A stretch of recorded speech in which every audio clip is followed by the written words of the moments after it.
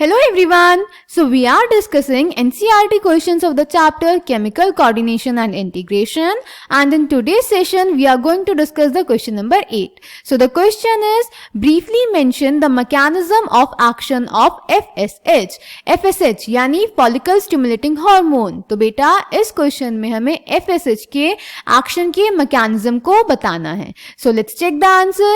तो बेटा hormones act करते हैं टारगेट टिश्यू पे by binding to a specific protein molecule known as hormone receptors.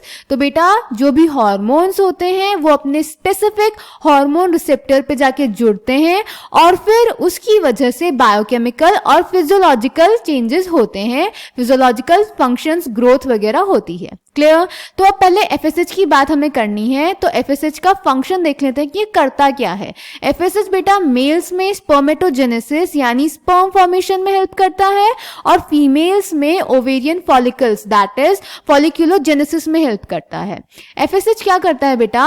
FSH अपने टारगेट टिश्यू की सेल मेम्ब्रेन में प्रेजेंट रिसेप्टर पे जाके बाइंड कर जाएगा.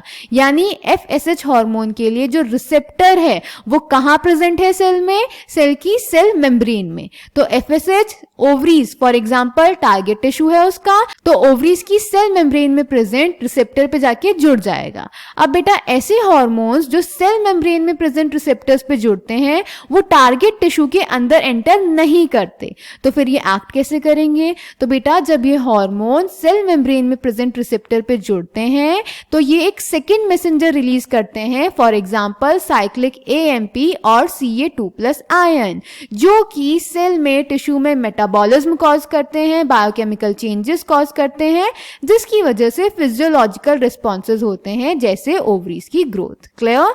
तो FSH ने कैसे एक्शन शो किया?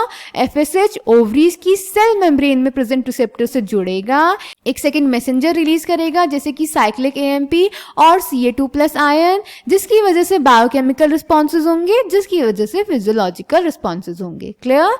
So answer number 8 is in males FSH and androgens regulate spermatogenesis. In females FSH stimulates growth and development of the ovarian follicles in females. Hormones produce their effects on target tissues by binding to specific proteins called hormone receptors located in the target tissues only.